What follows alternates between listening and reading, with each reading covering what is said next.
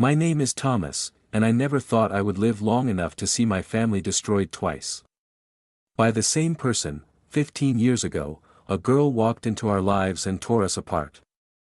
I thought she was gone forever.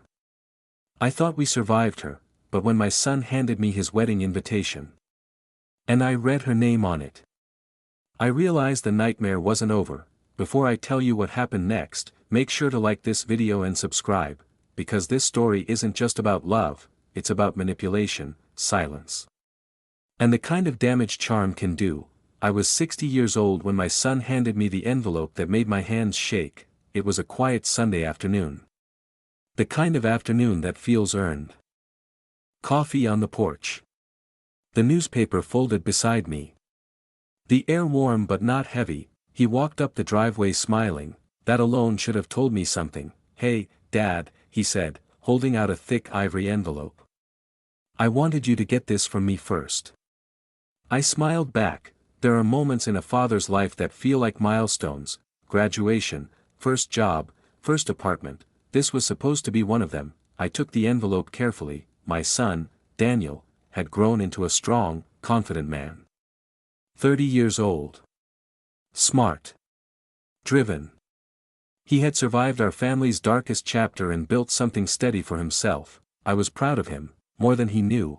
I opened the envelope slowly. The paper inside was elegant. Expensive. Daniel Thomas Whitmore requests the honor of your presence at the marriage of Daniel Thomas Whitmore, and I stopped reading, because I had already seen the name, Lillian Carter. The air left my lungs in a slow, controlled exhale. For a moment, I thought my mind was playing tricks on me. It had been 15 years, people move, names repeat, coincidences happen, but not like this, not with that name, not with that exact spelling. "Dad?" Daniel asked. "You okay?" I forced my face into something neutral. "Yes," I said carefully. "When did this happen?" 6 months ago. I wanted to be sure before telling everyone. 6 months. She had been in his life for 6 months, and I hadn't known. I swallowed. "How did you meet her?" "Through work. She transferred from out of state." Of course she did. Lillian always knew when to relocate, when to disappear, when to reappear somewhere new with a clean slate. Daniel smiled in a way I hadn't seen in years. "She's different," he said. "You'll like her." I looked at him, at the hope in his eyes, at the trust, and I felt something cold settle into my chest. 15 years ago, that same girl walked into our home for the first time holding a bottle of cheap wine and a disarming smile. She had been dating my younger son back then, and within a year, our family wasn't the same. "Dad?" Daniel's voice pulled me back. "You've met someone with the same name before or something?" He joked lightly. I held his gaze. "Maybe," I said. He laughed. "Well, I promise this one's incredible." This one, there was only one, and she knew exactly who we were. The realization hit me hard. If this was the same Lillian, and I knew it was, then she recognized our last name the moment she met him, which meant this wasn't random, it was deliberate. "Does she know much about us?" I asked casually. "About the family?" He said. "Not really. I told her some basics." "Did she ever mention knowing us before?" He frowned slightly. "No. Why would she?" I folded the invitation carefully. "Because if I reacted now, if I said her name with recognition, I would lose him immediately. Lillian never destroyed families with confrontation, she did it with isolation. If I attacked, he would defend, and she would win again." "She sounds lovely," I said finally. The lie tasted bitter. Daniel smiled, relieved. "I knew you'd say that." He stood up to leave. "She's excited to meet you properly." Properly, as if we hadn't already lived through the aftermath of her last visit.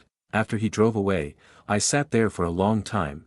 The past doesn't just return quietly, it arrives with perfect timing, and Lillian had always been good at timing. 15 years ago, she was charming.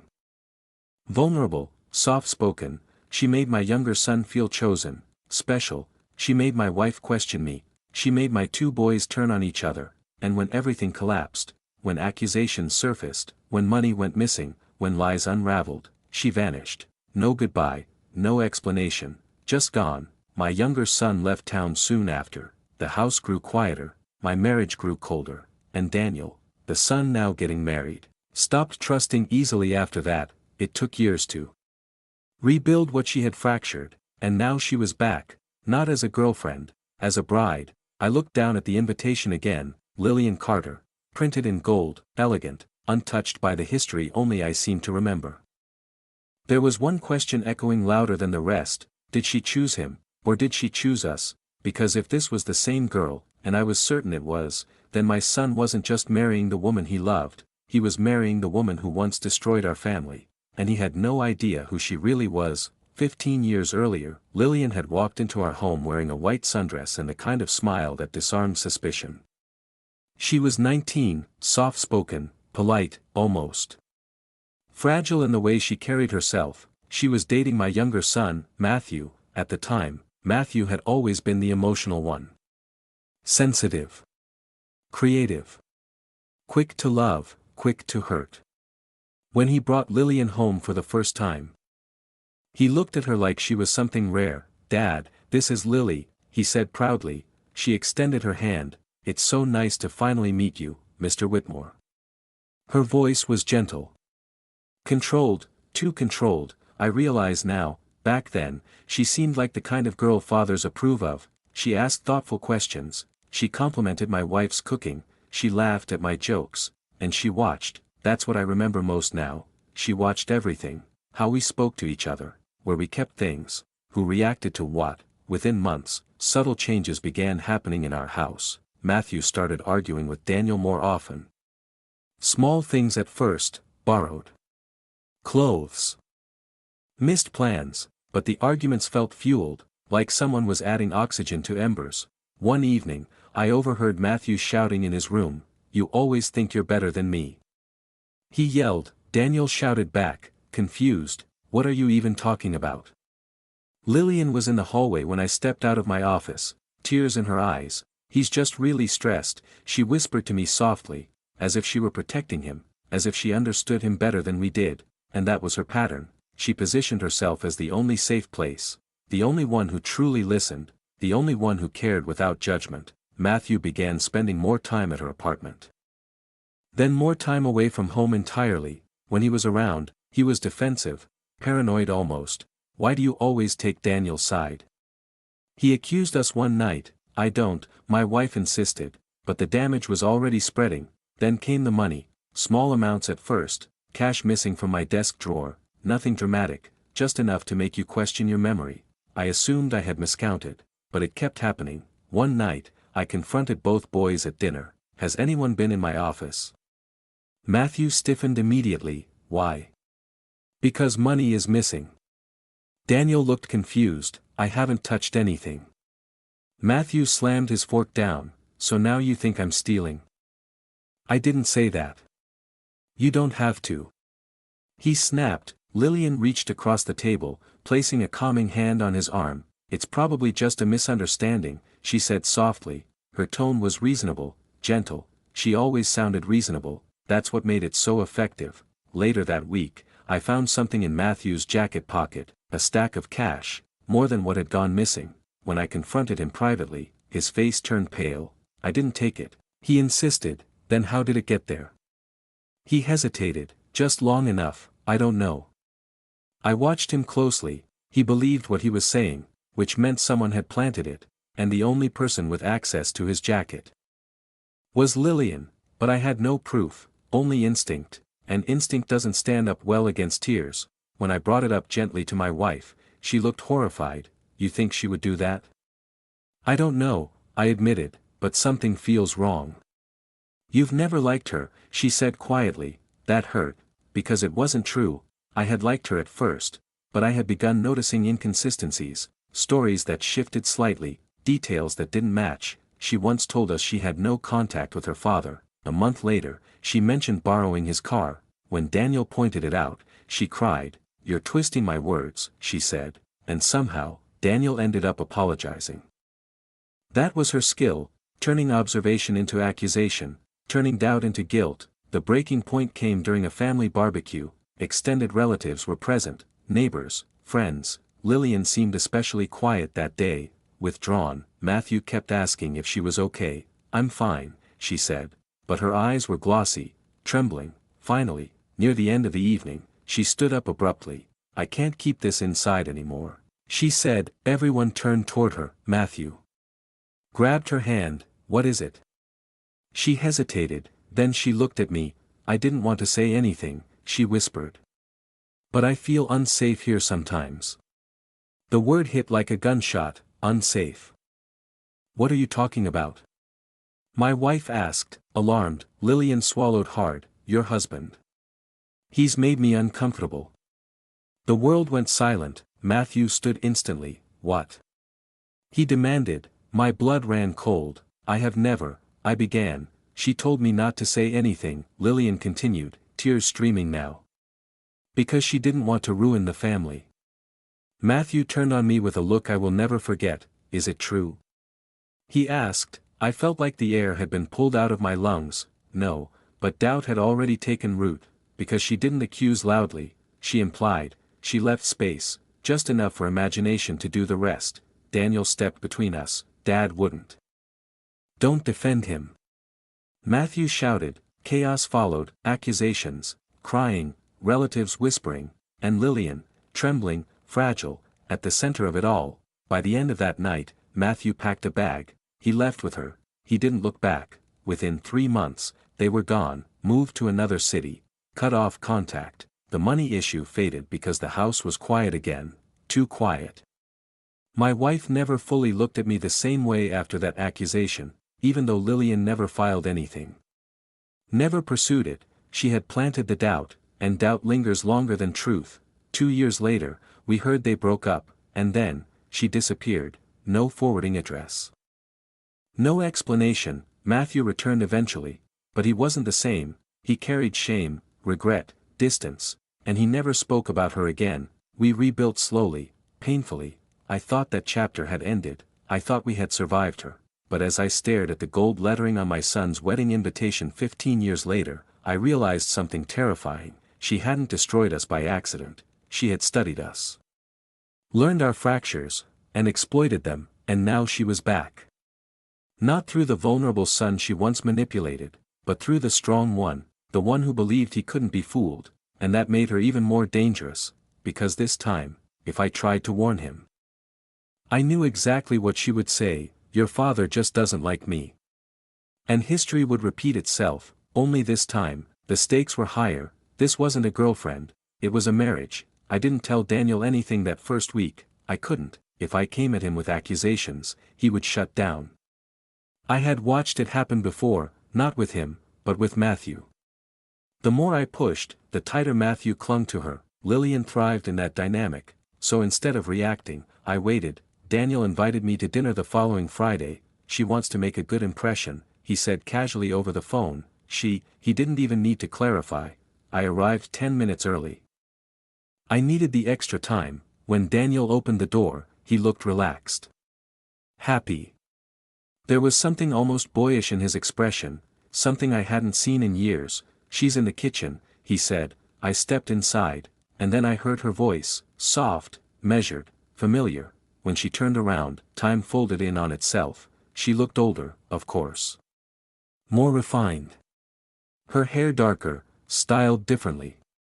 Her clothing more sophisticated, but her eyes were the same, sharp, observant, calculating behind the warmth. She froze for a fraction of a second when she saw me, just a flicker, then the smile appeared. "Mr. Whitmore," she said gently.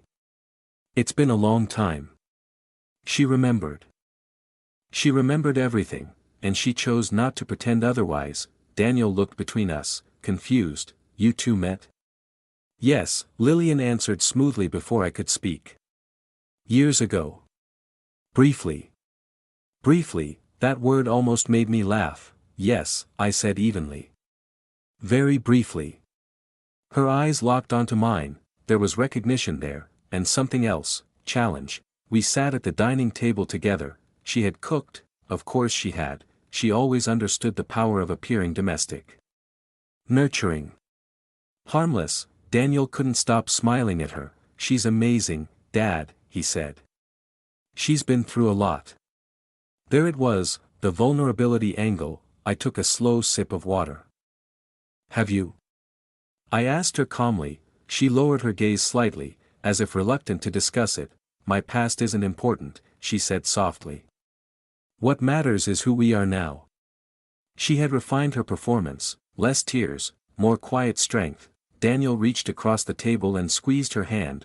I don't care what anyone thinks about her, he added. The sentence hung heavier than he realized. What anyone thinks, meaning she had already prepared him for resistance. She mentioned some tension in the past, Daniel continued, looking at me carefully. With the family. Tension, that was one word for it. I held his gaze. What did she tell you? Daniel hesitated slightly. That there were misunderstandings. That she wasn't treated fairly. Of course, Lillian tilted her head gently. I was young, she said. I made mistakes. But I've grown. Mistakes, the word was almost elegant in its simplicity. Have you spoken to Matthew? I asked her directly. Her expression didn't change. No, why not? She folded her hands neatly in her lap. I don't think reopening old wounds helps anyone. Strategic, always strategic. Daniel shifted in his seat. Dad, I don't want this to turn into an interrogation. I forced myself to breathe evenly. I'm not interrogating, I said calmly. I'm remembering. Lillian looked at me steadily. Memory can be selective. She replied softly. There it was, the first hint, gaslighting, reintroduced, not direct, not aggressive, just subtle enough to plant doubt. Daniel leaned back. I love her, he said simply, and in that moment, I knew something with absolute clarity. If I attacked her, I would lose him, because love makes men defend what they don't fully understand. Dinner ended politely, no raised voices, no accusations. But as I stood to leave, Lillian walked me to the door. Alone, Daniel was in the kitchen grabbing leftovers. She stepped closer, close enough that her voice didn't need to rise. You haven't changed, she said quietly. Neither have you, I replied, her lips curved slightly. You still think you can see through me? I don't think, I said. I know. She smiled, not sweetly, knowingly. Daniel isn't Matthew, she said. No, I agreed. He's stronger. Her eyes flickered. So am I, she whispered, and then she stepped back, just as Daniel returned. Good night, Mr. Whitmore, she said warmly. Her tone was perfect again, controlled, harmless. As I drove home that night, one thing echoed in my mind. She wasn't surprised to see me. She wasn't afraid. She had chosen him anyway, which meant this wasn't coincidence. It was intention. The question wasn't whether she would try to isolate him, it was how, and whether I could stop it.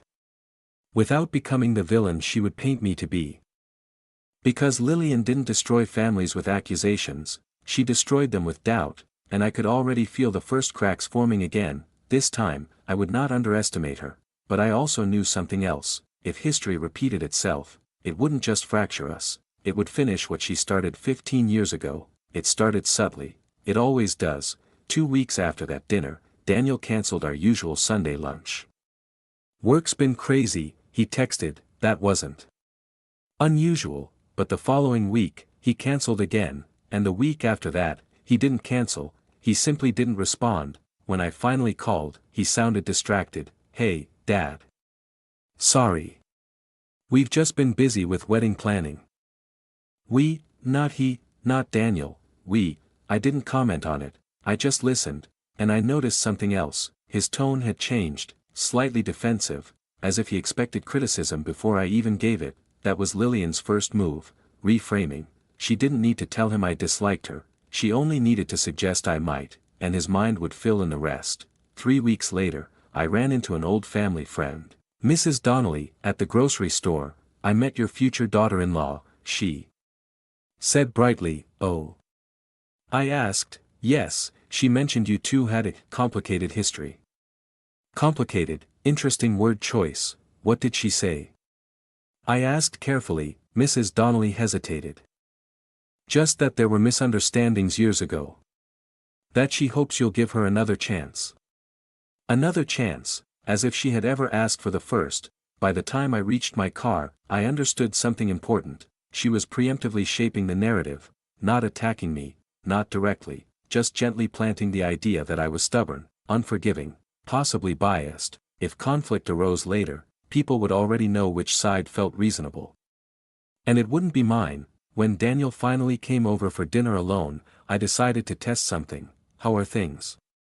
I asked casually. He shrugged. Good. And with Lillian? He smiled faintly. She's nervous about the wedding. She wants everything perfect. That sounds like her. He paused slightly at that. What does that mean? There it was, the edge. Nothing, I said evenly. He leaned forward. Dad, if you have something to say, just say it. I think you should move slowly, I said calmly. His jaw tightened. She's not Matthew's situation, he said quickly. Interesting. He had been briefed. I didn't say she was. You didn't have to, he snapped. Silence filled the room. I love you, I said carefully. And I don't want you hurt. She's not going to hurt me. The certainty in his voice wasn't confidence, it was belief, the kind of belief that has already been reinforced repeatedly. You don't know her like I do, he added. I studied him. No, I said quietly. I do. He stood up abruptly. She told me you'd do this. There it was, confirmation. She said you never liked her. That you blamed her for things that weren't her fault. I exhaled slowly. And do you believe that? He hesitated, just long enough to hurt. I think you've always been hard on people you don't understand. The words landed heavier than he realized, because they weren't entirely his, they were hers. She had reintroduced the old pattern perfectly, reframed the past, position herself as misunderstood, suggest I was controlling, and let Daniel draw his own conclusions. I'm not trying to control you. I said, it feels like it, he replied, and that was the moment I recognized it fully. The isolation had begun, not through dramatic ultimatums, not through open conflict, but through perception. If she could convince him that I was unfair, then any warning I gave would sound like bias, and once he believed that, I would no longer be a source of protection, I would be a source of tension. And no newly engaged man chooses tension over love. He left shortly after, no shouting, no explosion, just distance, and distance, I've learned, is more dangerous than anger. 2 days later, I received a message from an unknown number. Stop trying to sabotage him. I didn't need it signed. Lillian never wasted words. I stared at the screen for a long time, then another message came. You couldn't control Matthew. You won't control Daniel either. My chest tightened. This wasn't about love, it was about power. She didn't just want Daniel, she wanted to win, and she believed I was the opponent. I typed one reply, I'm not your enemy. But I won't lie for you.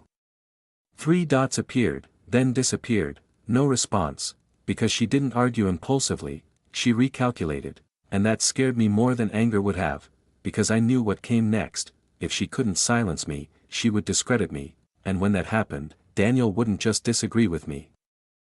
He would start doubting me, and once doubt enters a father-son relationship, it doesn't need much to grow. This time, I had to be smarter, because she wasn't repeating the past, she was improving it, and I was running out of ways to protect him without losing him. The first real crack didn't come from me, it came from Daniel. 3 weeks after our argument, he showed up at my house unexpectedly. He looked exhausted. Not physically, emotionally. You got a minute? He asked, always. We sat in the living room. He didn't speak right away. He stared at the floor the way Matthew used to when he was conflicted. How do you know when you're being unfair to someone? He asked finally. I didn't rush to answer. Why? He rubbed his hands together. Lillian says I've been distant lately. And have you? I don't think so, he said slowly. But she says I shut down whenever she talks about the wedding. That's normal stress, I replied. He shook his head. She says it's because I'm influenced by you. There it was, not direct confrontation, but redirection. If Daniel felt tension, it wasn't because of her, it was because of me. And what do you think? I asked calmly. He hesitated. I don't know. That was new, uncertainty, not anger, not defense. Uncertainty meant the illusion wasn't airtight. What happened? I asked gently. He leaned back and exhaled. She got upset last night. About? She said she feels like she has to compete with you. I almost laughed. Compete? She says I compare her to the past. That I'm judging her for things she did when she was 19. I held his gaze. And are you? No, then why does she feel that way? He didn't answer, because deep down, he knew something was off, but admitting that would mean admitting she might not be perfect, and no one wants to see cracks in the person they're about to marry. She cried, he added quietly, of course she did, she said she's scared you'll turn me against her. I folded my hands calmly. Has she ever apologized to you for what happened 15 years ago? He frowned. She said it was complicated. That's not an apology. He stared at me. You still think she destroyed us? I know she played a part. That's not the same. No, I agreed. It's worse. Silence stretched between us. For a moment, I saw something in his eyes, recognition. Then his phone buzzed. He looked down. Lillian, she checks in a lot, he said casually. How often? He didn't answer. That told me enough. Isolation isn't always physical, sometimes it's constant emotional monitoring. He stood up. I just needed to clear my head. You're welcome here anytime. He nodded, then he said something that surprised me. She doesn't like when I talk to you. There it was, the real crack. Why? I asked. She says you judge her. That you're waiting for her to fail. I stood slowly. I don't need to wait, I said quietly. He looked at me sharply. That's exactly what I mean.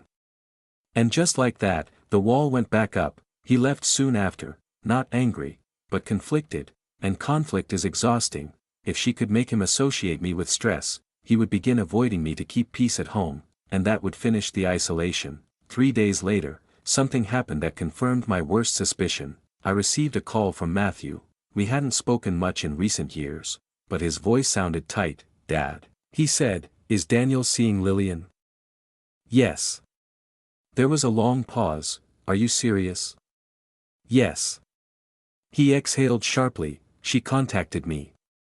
That made my pulse spike. What did she say? She said she forgave me. For what? For how things ended. I felt anger rise for the first time. She was rewriting history again. She told me you always blamed her, Matthew continued, that you couldn't accept that you were wrong about her. Of course, if she could get Matthew to doubt his memory, then Daniel would see 2 conflicting stories, and doubt would spread evenly. She's not just marrying Daniel, Matthew said quietly, she's cleaning up the past. That sentence hit hard, because it was exactly what she was doing. Revising, softening, reframing, until the version of events that painted her as manipulative simply disappeared. Did you tell Daniel? Matthew asked. No, why not? Because if it comes from me, she wins. Matthew was quiet for a moment. Be careful, he said, she doesn't attack directly. She erodes. I closed my eyes. I knew. I had lived through it.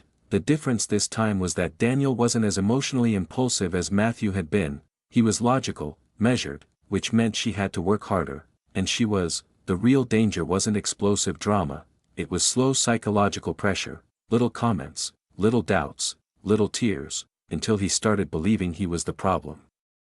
And once a man begins apologizing for things he didn't do, he is already halfway under someone else's control. I wasn't going to let history repeat itself, but I also couldn't charge in blindly, because the more I pushed, the more she could position herself as the victim, and Daniel would defend her. Again, this wasn't a battle of evidence, it was a battle of perception, and she was very good at shaping it.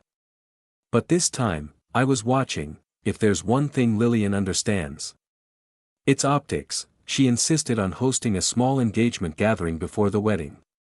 Something intimate, Daniel said. Just close friends and family. Translation, witnesses, public validation makes private doubts harder to voice. I almost didn't go, but absence would have been ammunition, so I showed up. Her apartment was spotless. Warm lighting. Soft music. Everything carefully curated to feel effortless. She greeted me at the door with a hug.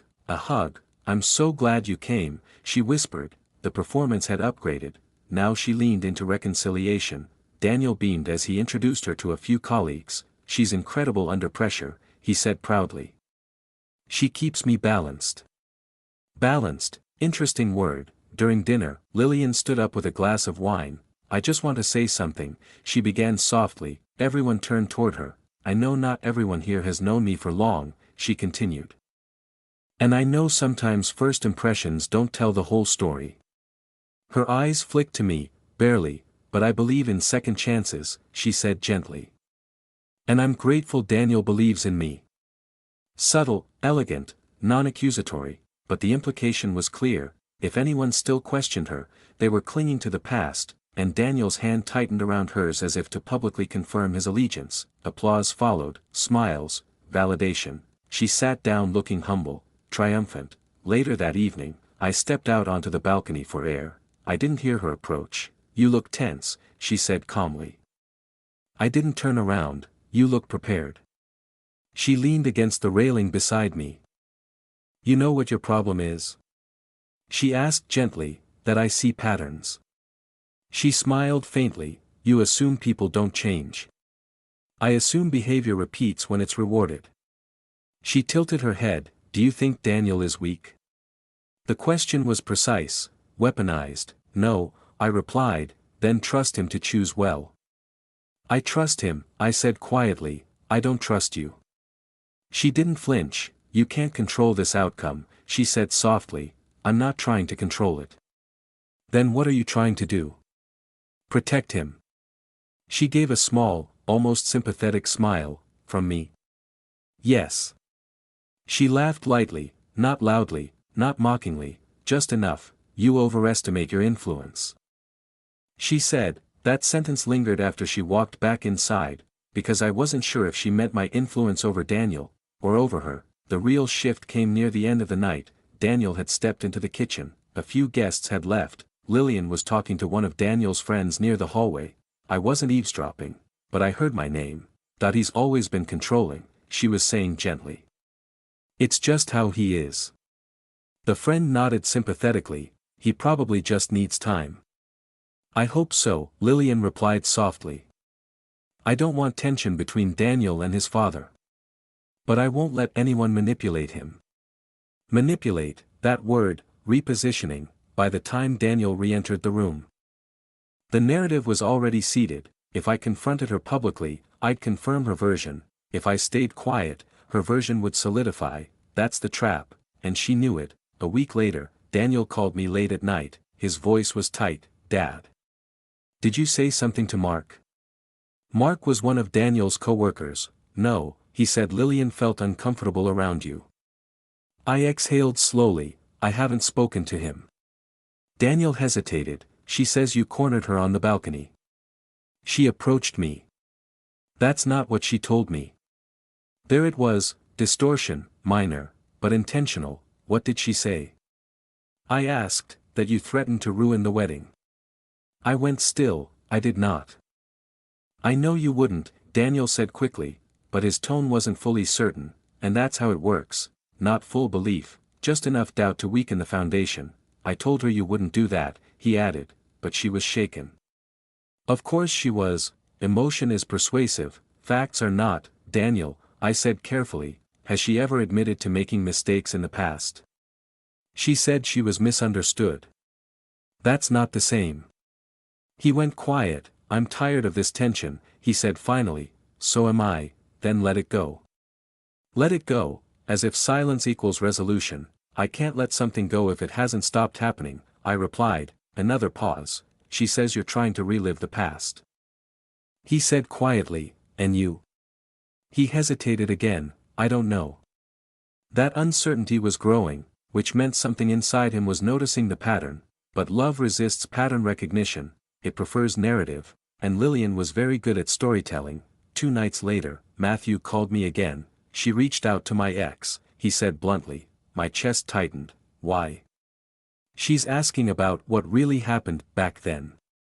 Rewriting history, building alliances, cleaning loose ends. She wasn't just marrying Daniel, she was fortifying her position, and the more people she convinced that I was biased or controlling, the less weight my words would carry. I sat in silence for a long time after that call. Because this wasn't about a wedding anymore, it was about psychological dominance. If Daniel married her under this fog, then once they were legally bound, her influence would double, and any concern I raised would be seen as interference, permanent interference. I needed something undeniable, not suspicion, not memory, evidence, because without it, she would win again, and this time, the cost wouldn't just be distance. It would be my son's future. I stopped reacting. That was the first change I made. Lillian expected resistance, she was prepared for confrontation, but silence. Observation, that unsettles people who rely on emotional momentum. 2 weeks before the wedding, Daniel invited me over to help assemble some furniture for their new place. I agreed immediately. Physical tasks are neutral territory. While we worked, I watched. Daniel checked his phone constantly, not casually, carefully, as if responding quickly mattered. At one point, he didn't answer within a minute. His phone rang. Lillian. He stepped into the other room. His tone shifted instantly. No, I'm just with Dad. Pause. No, he's not saying anything. Another pause. Okay. I'll be home soon. When he returned, his jaw was tight. She just worries, he said defensively before I even spoke. I didn't ask. He exhaled sharply. She feels like you're trying to turn me. I set the screwdriver down calmly. Daniel, I've said almost nothing. That's the problem, he replied. Interesting. Silence had become suspicious. You think I'm manipulating her, he continued. I think she manipulates situations, I said evenly. That's vague. It's accurate. He looked frustrated. Give me one real example. He regretted asking the moment the words left his mouth, but I answered calmly. Has she ever taken responsibility for the accusation she made against me 15 years ago? He froze. She said it wasn't what people think. That's not an answer. She was young. So was Matthew. He didn't reply, because youth explains mistakes, it doesn't erase them. And, I continued gently, why does she need constant reassurance when you're with me? He looked away. She doesn't. Then why does she call every 30 minutes? Silence again. He didn't defend her this time, he simply looked tired, and that was new. 3 days later, I received something unexpected, an email, from Lillian, subject line, closure. I almost didn't open it, but I did. It was carefully written, polite, measured. She apologized, but not for specifics. I'm sorry for how things felt, she wrote. Felt, not what happened, not what she did, just feelings. She described herself as misunderstood, victimized by family dynamics. And then the final paragraph. I hope you won't punish Daniel for mistakes I made when I was a teenager. There it was, reframing again. If I voiced concern, I was punishing my son, not protecting him. I didn't reply. Instead, I forwarded the email to Matthew. Within minutes, he called. She's building a paper trail, he said. For what? In case you explode. That hit hard, because that's exactly how she operated. If I reacted emotionally, she could show proof she tried to reconcile. If I stayed quiet, she could say I ignored her apology. It was strategic positioning. The real turning point came unexpectedly. Daniel showed up at my house late one night. Not upset, not angry, just drained. He sat at the kitchen table, staring at nothing. Have you ever felt like you're constantly apologizing? He asked quietly. For what? For things you didn't even realize were wrong. I didn't rush my response. Why? He rubbed his temples. She says I invalidate her feelings. Do you? I don't think so. But if I disagree with her, she says I'm dismissive. I nodded slowly, and when you try to explain? She cries. There it was, the cycle, conflict, accusation, emotion, apology, silence, repeat. She says I'm influenced by you, he added quietly, and are you? I don't know anymore. He looked up at me. For the first time since the engagement, there wasn't defensiveness in his eyes. There was doubt, not about me, about her. She asked me to cut back contact with Matthew, he said. My stomach tightened. Why? She says he poisons my perception. Classic isolation, remove outside voices, strengthen dependency, and how does that make you feel? I asked. He didn't answer immediately. Small, he admitted, that word mattered. Manipulation shrinks people, love expands them. Daniel, I said carefully, has your world gotten bigger or smaller since she came back into your life? He looked down, silence stretched long enough to become an answer. The next day, something shifted. He texted me, can we talk tomorrow? Alone. No defensiveness, no urgency. Just intention, which meant something inside him was starting to align. But Lillian wasn't done. That same afternoon, she sent me one final message, you can't stop this. It wasn't a threat, it was confidence. She believed the wedding would secure her position permanently, and legally, she wasn't wrong. If Daniel married her while still uncertain, it would take far more than concern to undo that bond. I sat in my living room that night, thinking carefully. 15 years ago, I reacted too late. I assumed truth would reveal itself, but manipulation doesn't expose itself voluntarily. It waits for resistance. This time, I needed something undeniable. Something Daniel could see without my interpretation. Because if the realization came from me, she would frame it as bias, but if it came from him, it would be truth, and truth, once recognized internally, cannot be gaslit away. The wedding was in 12 days, time was narrowing, and for the first time since she reappeared, I believed the pattern might finally be visible, not just to me, but to him. The next morning, Daniel came over exactly at 10, no hesitation, no tension in his voice when he called, just, I need clarity. We sat across from each other at my kitchen table, no distractions, no phones. I don't want you to convince me, he said immediately. I want to understand something. Good, I replied. Because I don't want to convince you either. He exhaled slowly, I feel like I'm walking on glass lately. Like every disagreement becomes proof that I don't love her enough. I didn't interrupt. If I spend time with you, she's anxious. If I spend time with friends, she says I'm drifting. If I question something she says I'm dismissing her trauma. He looked up, is that normal? There it was, the question he hadn't been able to ask before. No, I said calmly. It's not. He nodded slowly. She says you've always needed control. That you struggled when Matthew started thinking independently. I leaned back. Matthew didn't leave because he thought independently, I said. He left because he felt cornered. Daniel frowned. Cornered how? By emotion. By accusation. By pressure. He was quiet. I'm not saying she's evil, I continued carefully.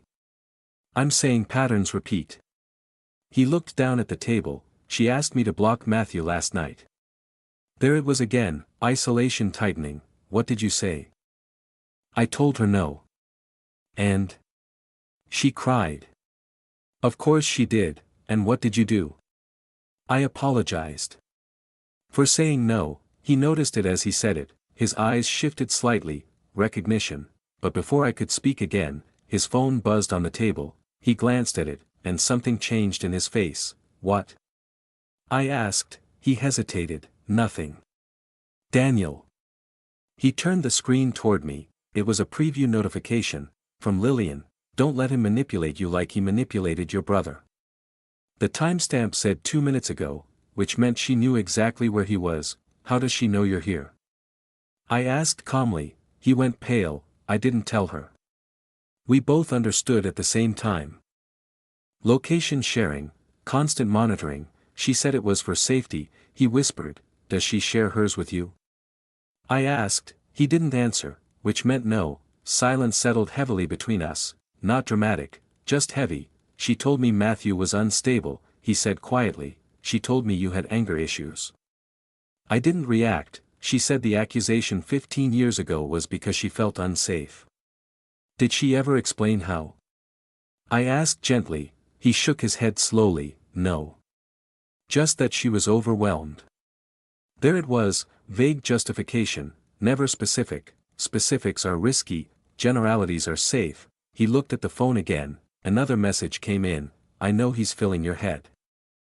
Daniel didn't open it. Instead, he locked the screen.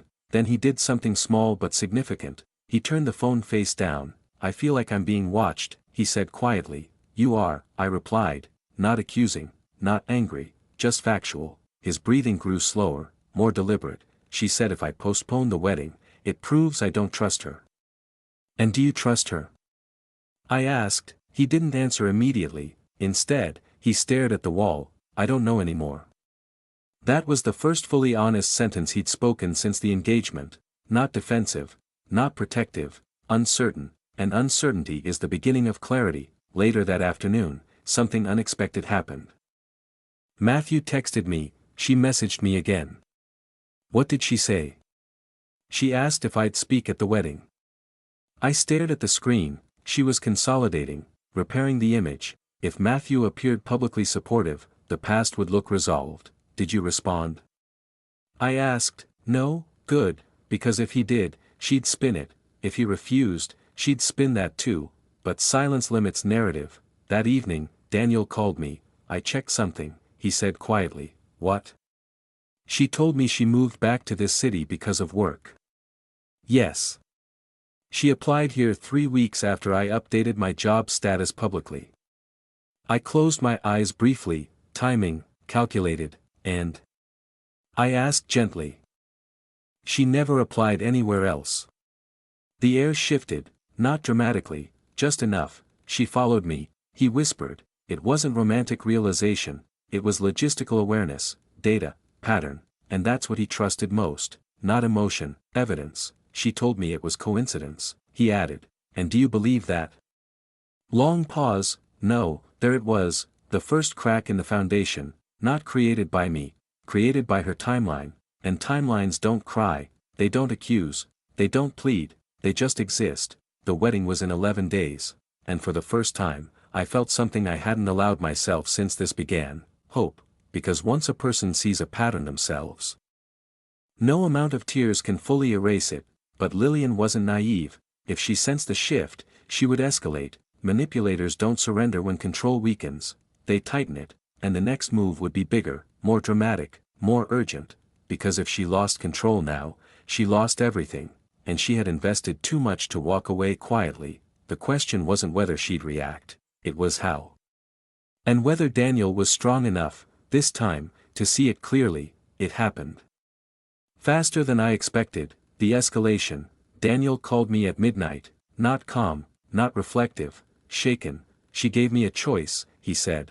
What kind of choice? It's either you or her. There it was, the move manipulators make when subtle pressure fails: force a decision, create urgency, reduce complexity. I didn't react emotionally. What exactly did she say? I asked. She said she can't marry someone who lets his father control his perception. Did she use the word control? Yes. And what did you say? He hesitated. I told her you weren't controlling me. And? She said if I truly believed that, I'd prove it. How? By cutting you off. Silence filled the space between us, the same script, different decade, stronger son, but the same tactic: divide, isolate, conquer. Did she give you time? I asked calmly. She said she won't move forward with the wedding unless I decide by tomorrow.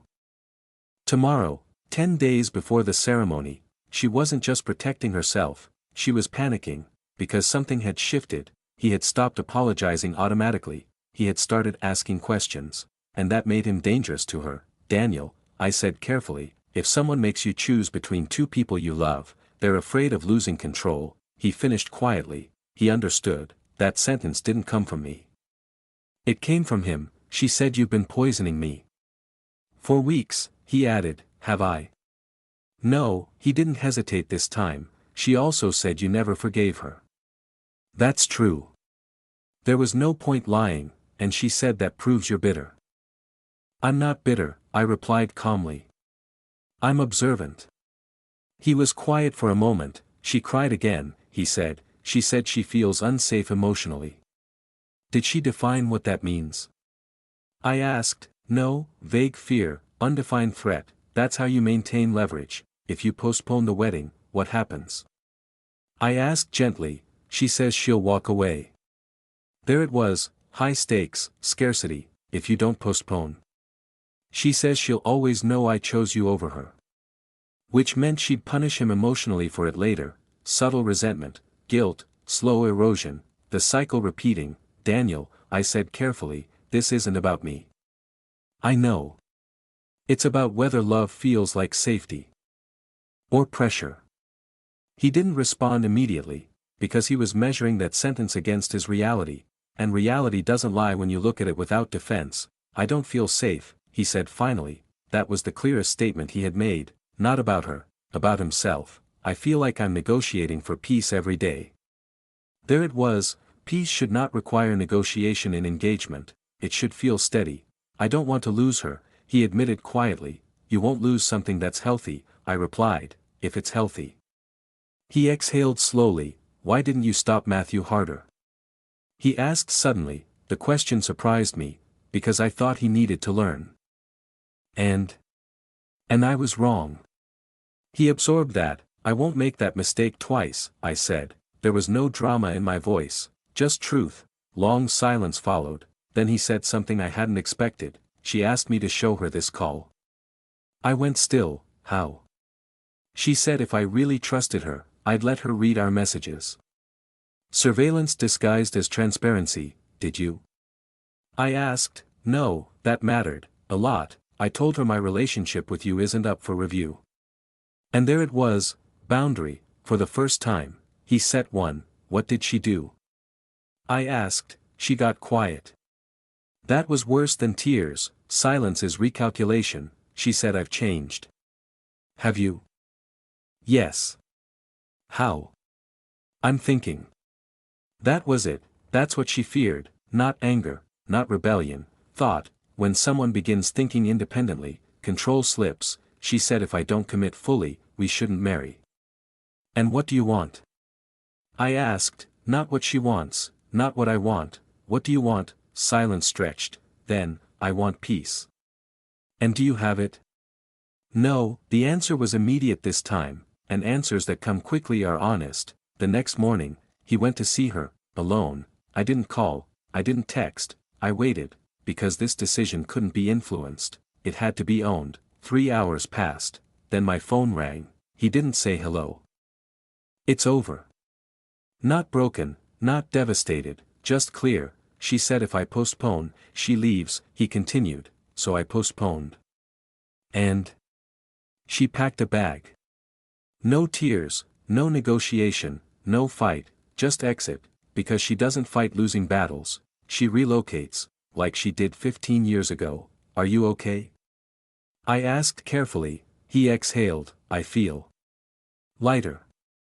That word, lighter, not heartbroken, not destroyed, relieved. I thought love was supposed to feel intense, he said quietly, but I think I confused intensity with instability. That realization didn't come from me, it came from living inside the pattern, and recognizing it. She said I'd regret this, he added.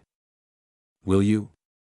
I asked. He thought for a moment. No, not hesitation, not maybe, no. The wedding was cancelled, 10 days before the ceremony. Guests would whisper, friends would speculate, but reputation heals faster than psychological erosion, and this time, our family didn't fracture, it tightened, because Daniel chose clarity over pressure, he chose boundary over fear, and most importantly, he chose himself.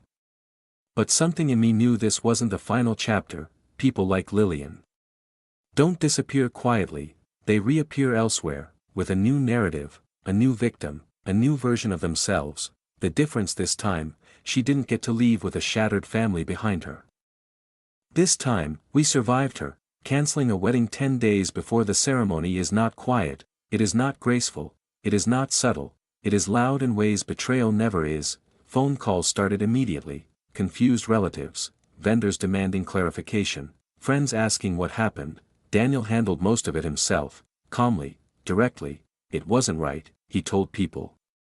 So I stopped it. No blame, no spectacle, just ownership. That alone told me he had truly stepped out of her shadow, but the emotional fallout still came. 3 days after she left, Daniel sat across from me in my living room. The house felt heavy, not with tension, with exhaustion. I keep replaying everything. He admitted, that's normal. I feel stupid. You're not. I ignored signs. You trusted someone you loved, I corrected him. That's not stupidity. He nodded slowly. She texted me last night. About what? She said I destroyed her future. Of course she did. Manipulators reframe accountability as victimhood, and how did that make you feel? I asked. He thought for a moment. Guilty. Why? Because she seemed so sure we were meant to be. Confidence doesn't equal truth, I said quietly. He leaned back and stared at the ceiling. I think she needed me more than she loved me. That sentence was mature, painfully mature, and what did she need? I asked. He swallowed. Stability. There it was, security, reputation, position, exactly what she lost 15 years ago, and tried to reclaim now. 2 weeks later, something confirmed what we already suspected. Matthew called. She's engaged, he said flatly. What? I asked. To some guy in another state. I felt no shock, only confirmation. How long? Daniel asked, overhearing. 2 weeks, Matthew replied. Daniel went quiet. 2 weeks, which meant she was preparing an exit before the wedding was even officially cancelled. Backup plan, always. She moves fast, Matthew added. No, Daniel said slowly. She moves strategically. That shift in language mattered. He wasn't romanticizing her anymore, he was analyzing her. The most unexpected part of the aftermath wasn't anger, it was grief, not for her, for the future Daniel had imagined. I pictured kids, he said one night. I pictured a house. You'll still have those, I said, just not with her. And that was the real loss, not the person, the projection. But projection isn't reality, and reality had been suffocating him. Do you hate her? He asked me once. I thought carefully before answering. No, why not? Because hatred keeps people connected.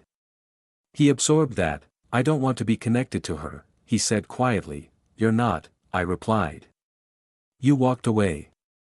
And that was true. She didn't discard him. He stepped out of the pattern. That's power. A month later, we had dinner as a family, the first relaxed dinner in weeks. Matthew laughed. Daniel teased him. The tension that had been creeping into conversations was gone, not forced, just absent. At one point, Daniel looked at me and said something simple. You saw it before I did.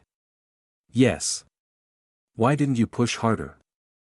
Because pushing breaks trust, and trust is what protects people long term. I trusted you to see it, I said. He nodded slowly. Thank you for not turning me against her. That sentence hit me harder than anything else, because I could have attacked. Accused, demanded, but that would have proven her narrative. Instead, I waited, and he chose clarity himself. A few weeks later, I received a final message from Lillian. You think you won? I stared at it for a long time, then I typed one sentence. This was never a competition. She didn't reply, because for her, everything is control, position, perception, winning, but for us, it was survival, and this time, we didn't fracture, we learned. I'm 60 years old now, old enough to understand something clearly. Some people don't destroy families with violence, they do it with charm, with tears, with soft words and shifting stories. They don't attack the walls. They erode the foundation, but foundations rebuilt with awareness are stronger. Daniel didn't lose a wedding, he avoided a lifetime of erosion, and I didn't stop my son from loving her. I simply stayed steady while he learned. That's fatherhood, not control, not interference, just presence, and sometimes, presence is the difference between a mistake and a catastrophe. I thought it was over, I was wrong. 3 months after the cancelled wedding, Daniel received an email from a mutual acquaintance. Subject line, you should know this. Attached were screenshots, social media posts. Lillian had moved to another city, Chicago this time, new job, new circle.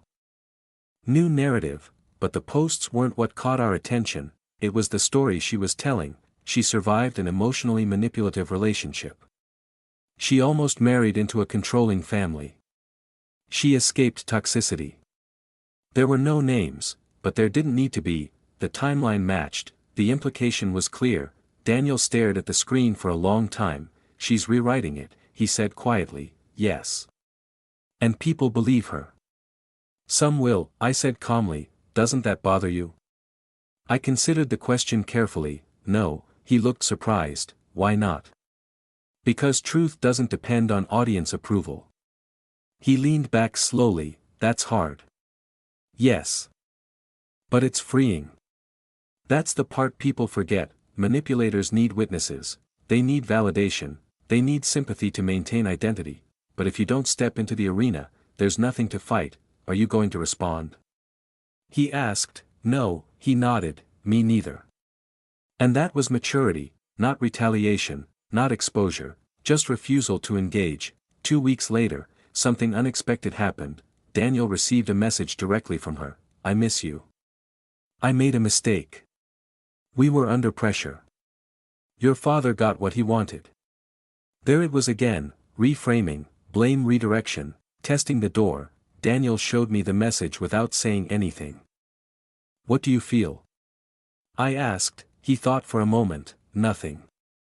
That was new. No anger. No longing. No, just distance. That's when I knew it was truly over, because when a manipulator loses emotional leverage, they lose relevance. She says she never meant to isolate me, he added. Of course she does. He shook his head slowly. I didn't even realize I was being isolated. That's how it works. It's subtle. Yes. And then it isn't. He looked down at his phone again. I used to feel anxious when she didn't reply, he admitted, and now I feel calm when she does. That's growth, that's perspective returning, that's identity recentering. A month later, Matthew came over for dinner. For the first time in years, both my sons sat across from me relaxed, no tension, no suspicion, just conversation. At one point, Matthew said something that lingered. She doesn't break families, he said, she tests their weaknesses. Daniel nodded, and if you're not aware of your cracks, you blame each other instead of the pressure. That was insight, hard-earned insight. 15 years ago, we didn't understand that. We blamed, we fractured, we doubted. This time, we communicated, and that changed everything. Later that night, Daniel stayed behind after Matthew left. You know what scares me? He asked quietly. What? That I almost married someone who needed control more than connection. I didn't interrupt. She didn't love me, he continued. She needed certainty. That's not the same thing. No, he paused. I think I confused being chosen with being valued. That sentence was powerful. Manipulators make people feel chosen, exclusively important, but they don't actually value them, they use them, and when value fades, they relocate. She'll do it again, Daniel said. Yes. Does that make you angry? No, why not? Because I'm not her target anymore. That's peace, not indifference, freedom. Before he left that night, Daniel stopped at the doorway. You were right. He said quietly. I shook my head. No, he frowned. You were. No, I repeated gently. You were ready to see it. That matters, because if realization comes from someone else, it can be dismissed, but if it forms internally, it stays. He nodded slowly. I'm glad she came back, he said unexpectedly. That caught me off guard. Why? Because this time, we didn't fall apart. He was right. The first time, she found fractures. The second time, we had reinforced them, and reinforcement doesn't come from suspicion, it comes from communication, from patience, from trust that withstands manipulation. 6 months later, Daniel started dating someone new. He didn't rush it, he didn't isolate, he didn't overcorrect, he simply took his time. One evening, he brought her to dinner. She wasn't dramatic, she wasn't strategic, she wasn't performing, she was just present, and the house felt different, light, uncomplicated. After they left, I sat quietly in my living room, thinking, at 60 years old, I've learned something simple. You cannot stop your children from making mistakes, you cannot control who they love. You cannot shield them from every manipulative person they meet, but you can remain steady. You can stay calm when they're confused, you can speak truth without aggression, and you can trust that if your relationship with them is strong, they will come back to it when they need clarity. She tried to destroy our family twice. The first time, she succeeded, the second time, she revealed how much stronger we had become, and that strength didn't come from fighting her, it came from refusing to fight each other. People think the danger is obvious when someone toxic enters your life. It isn't, it's subtle, it's flattering, it's intoxicating, and it's patient. I've replayed the past 15 years more times than I care to admit. The first time Lillian entered our lives, we weren't prepared, we were comfortable, we assumed trust was permanent, we assumed love inside a family was immune to outside pressure.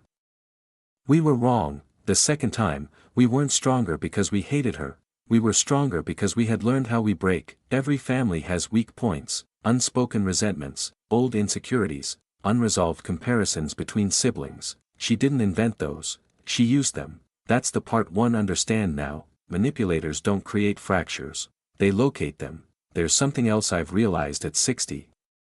When you try to win against someone manipulative, you lose. Because the battlefield they choose isn't truth, it's perception, and perception is exhausting to fight. The first time she accused me of making her uncomfortable, I wanted to defend myself loudly. To prove my innocence, to demand retraction. Instead, I argued. An argument gave her oxygen. This time, I didn't argue, I observed, I asked questions, and I let Daniel reach conclusions on his own. That's the difference between control and influence. Control forces, influence steadies, and steady is harder to shake. A few weeks ago, Daniel and I were walking in the park, no heavy conversation, just quiet. At one point, he stopped and looked at me. You know what scares me the most? He said, what? That I didn't see it sooner. That's normal. No, he insisted. It was obvious in hindsight. Hindsight is honest, I said. Emotion isn't. He nodded. I thought love meant defending someone against everyone. That's loyalty, I replied. Not love. What's the difference? Love doesn't demand isolation. That stayed with him, I could see it, because he had lived the contrast now, intensity versus stability, urgency versus calm, pressure versus peace. Matthew joined us later that afternoon. For the first time in years, both of my sons stood beside me without tension, not because life was perfect, but because we had stopped letting an outside voice define our internal trust. Matthew looked at Daniel and said something I'll never forget. She tried to divide us the same way twice. Daniel nodded, and it only worked once. That sentence held 15 years of growth you don't appreciate until it's tested. Sometimes I wonder if she thinks about us, if she sees the pattern repeating in other places, if she recognizes it, or if she believes her own narrative so deeply that she no longer distinguishes between strategy and truth. But that question no longer matters, because distance is peace, and peace is earned. At 60, I've also learned something about fatherhood. You can't protect your children from every charming liar. You can't pre-screen every person who walks into their lives. And if you try, you become the villain in their love story. The only real protection you can offer is this: be the place they return to when confusion starts, be steady when their emotions aren't. Be calm when they're defensive, and never let your pride outweigh their learning process, because if I had attacked her aggressively from the start, Daniel would have defended her, and I would have lost him. Instead, I waited, I trusted the pattern to reveal itself, and I trusted my son to recognize it. That's the part people don't talk about. Patience feels powerless, but sometimes it's the strongest position you can hold. Not long ago, Daniel asked me something simple: if she ever tried to come back again, what would you do? I didn't hesitate, nothing. He smiled. That's what scares her most. Maybe he's right, because control only works if someone reacts. And we don't react anymore, we respond. There's a difference, and it took 15 years to learn it. She may move on, find someone new, rewrite another story, but she will never rewrite ours again, because the first time, she fractured us. The second time, she proved how much stronger we had become, and that's not something charm can undo. I truly believed it was finished, until she showed up, not at Daniel's door, at mine. It was late afternoon. I was trimming the hedges when I saw a familiar car pull up slowly along the curb. For a moment, I thought I was imagining it, but when the driver's door opened and she stepped out, older but composed as ever, I felt that old stillness settle in my chest. She walked toward me without hesitation. "Hello, Mr. Whitmore." Same tone, same measured softness. I didn't put the shears down immediately. "What do you want?" She stopped a few feet away. "I just need 5 minutes." "You've had enough of those." Her jaw tightened slightly, but the smile remained. "I'm not here to fight." "You never are." That landed. She didn't respond to it. Instead, she took a breath. "I'm leaving the state." "That's not my concern." "It used to be." "Not anymore." Silence stretched. The wind moved the leaves between us. "I wanted to say something before I go," she continued. "I waited, not because I owed her time, but because I wanted to see what the final play would be." "You were right about some things," she said carefully. "Interesting wording. Some things." "About what?" I asked. "About pressure." "And?" "I didn't handle it well." Still vague, still indirect, she wasn't apologizing, she was negotiating perception. "You didn't come here to admit fault," I said calmly. Her eyes sharpened slightly. "No, there it was, honesty. I came to ask you something." Of course she did. "What?" "Stop telling people I'm manipulative." I almost laughed. "I don't tell people anything about you." "You told Daniel. He experienced it."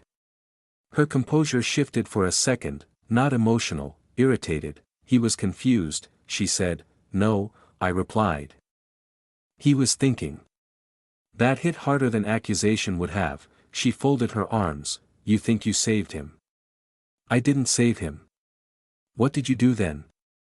"I stayed." She looked at me differently then, not as opponent, not as obstacle, but as something she couldn't move, and that unsettled her. "You always see patterns," she said quietly. "Yes. Even when they're not there." "No," I replied calmly. "Especially when they are." Silence again. For the first time, there were no tears, no charm, just calculation fading. "You can't protect him forever," she said. "I don't need to." She tilted her head slightly. "Why?" "Because he knows what it feels like now." That was the difference. Experience. Once you felt emotional pressure disguised as love, you recognize it faster next time. She stepped back slowly. "You've always been harder than you look. And you've always underestimated that." A long pause, then she did something unexpected. She nodded, not in defeat, in recognition. "Goodbye, Mr. Whitmore." "Goodbye, Lillian." She got back into her car and drove away. No drama, no explosion, no final accusation, just departure, again. But this time, the house didn't feel fractured after she left. It felt still, stable, untouched. When Daniel came by that evening, I told him she had stopped by. He went quiet. What did she want? To adjust the narrative. He nodded slowly. "She messaged me too." "What did she say?" "She said you poisoned me." "And what did you say?" He smiled faintly. "I told her clarity isn't poison." That was growth, that was ownership, that was something she couldn't undo. At 60, I've learned something that took decades to understand. Some people don't change because they don't see themselves as the problem. They see resistance as betrayal, boundaries as attack, independence as rejection. You can't argue someone into self-awareness. You can only step out of their orbit, and we did. Not through force, not through revenge. Through recognition, the first time she entered our lives. We didn't understand her. The second time, we understood ourselves, and that made all the difference. She tried to destroy our family twice. The first time, she found cracks. The second time, she found walls reinforced by truth. And when charm meets awareness, charm loses. Not dramatically, not publicly, just quietly, which is the only kind of victory that lasts. After she drove away that afternoon, I expected something to linger: anger, relief, bitterness, but what stayed was clarity. The house felt the same as it had that morning. The air didn't shift. The walls didn't echo. There was no emotional debris left behind. That's when I realized something important. The first time she left, she took pieces of us with her. The second time, she left empty-handed. That's growth. A few weeks later, Daniel invited me to dinner again, not out of tension, not out of recovery, just because, We sat in a small restaurant downtown. No heavy topics at first. Just work, friends, normal life. Then he said something quietly. I think I understand what happened the first time now. With Matthew? I asked. Yes. He leaned back slightly. She didn't just isolate him from you. She isolated him from himself. That sentence struck deeper than anything else. Isolation isn't always physical distance, it's emotional distortion, convincing someone that their own instincts are wrong. That their memory is flawed, that their discomfort is immaturity. That's why it was hard to explain, Daniel continued. It wasn't dramatic. It was gradual. Yes, I said, that's what makes it dangerous. He nodded. I didn't realize how often I was apologizing. For what? For existing independently. That's when I knew he had fully processed it, not as a breakup, but as a lesson. Matthew joined us later that evening. The three of us walked out of the restaurant laughing, and I paused for a second outside under the streetlights. 15 years ago, I stood outside alone after she left with Matthew. I felt like I had failed, as a father, as a husband, as a protector. Now I stood between both of my sons, not because I forced anything, but because I didn't push them away when they needed space to learn. That's the part no one tells you about fatherhood at 60. You don't win by controlling outcomes, you win by being consistent enough that your children return to your steadiness when they need it. A month later, Daniel told me something that closed the circle. I almost called her last week. Why? Habit. He smiled slightly. I missed the intensity. That was honest, and dangerous. Intensity feels like passion when you're inside it, but from the outside, it looks like instability. Did you call? I asked. No, why not? Because I don't miss the pressure. That's maturity, understanding that excitement without peace isn't love, it's adrenaline, and adrenaline fades. I don't know where Lillian is now, maybe another city, maybe another engagement, maybe another carefully curated narrative, but I no longer wonder what she's doing, because the question that once consumed me, will she destroy us again? No longer exists. She can only fracture what isn't reinforced, and we reinforced ourselves, through conversation, through patience, through trust. There's something powerful about reaching 60 and realizing you don't need to prove anything anymore. I don't need to convince people she was manipulative. I don't need public vindication. I don't need her to admit anything, because my sons know, and that's enough, not because they chose my side, but because they learned to trust their own perception. That's stronger than loyalty, that's awareness. And awareness is the one thing charm can't penetrate for long. Sometimes I think about the phrase, my son married the girl who destroyed our family.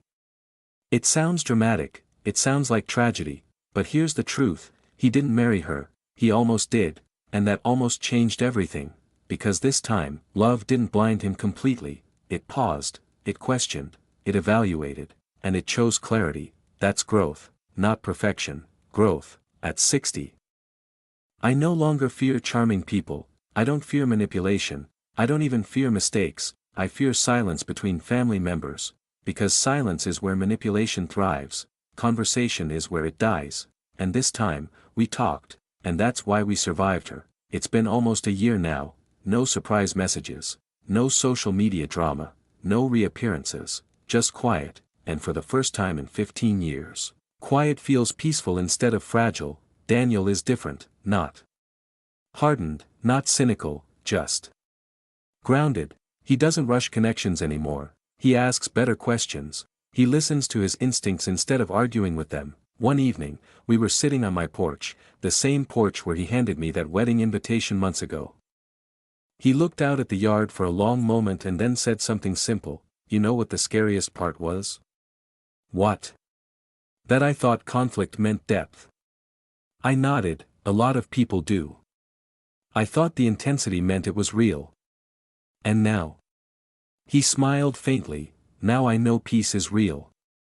That sentence closed something in me, because peace doesn't feel dramatic, it doesn't feel cinematic, it doesn't feel like destiny, it feels steady, and steady is easy to underestimate. Matthew joined us later that night. We laughed about something stupid, an old memory from when they were kids.